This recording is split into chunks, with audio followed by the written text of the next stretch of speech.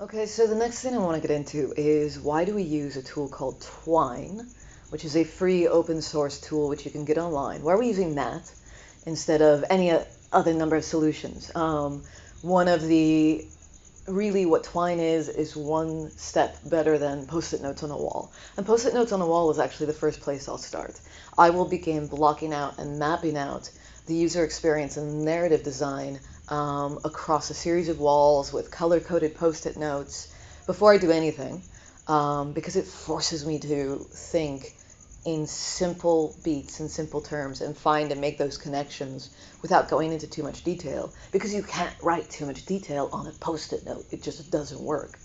Twine lets you go into slightly more detail, but just the fact of the interface where you can see all those nodes connected to each other and you can only see a few words at a time on the names of each of those nodes kind of does the same thing. It forces you to think broad and across the entire experience in a light way to be able to touch on everything and connect it all together before you go into detail.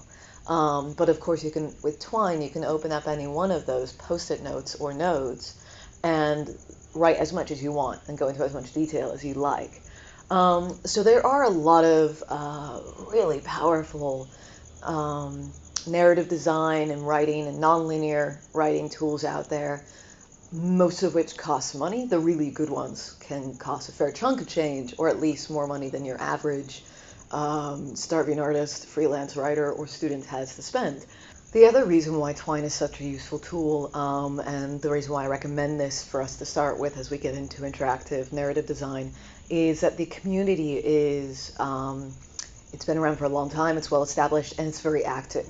So if you run into any problems, if you have any questions about the program itself or about interactive storytelling and nonlinear storytelling, chances are you will be able to find someone who's already asked that question online. You'll be able to find the answers fairly easily.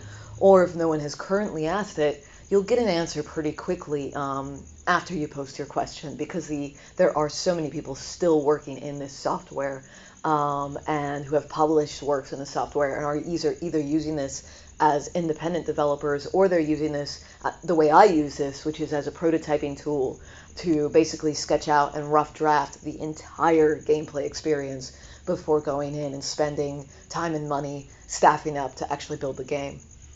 So you're going to get the basic gist of all this is you'll get up to speed very quickly. And it's a great chance to just, of course, cut your teeth and still have a community to depend on and ask for help.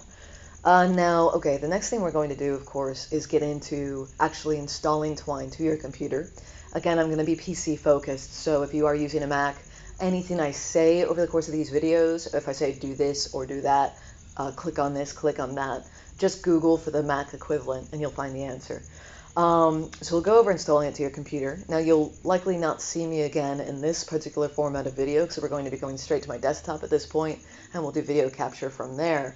So while you might see a little webcam talking head, you won't actually see me in a physical space. So it was great meeting you. Thank you so much for taking the time to listen through these.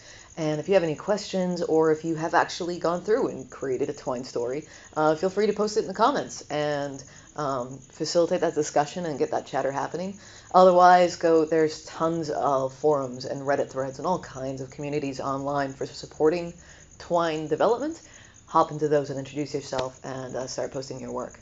So enjoy, and we'll catch you at the next video. Ciao.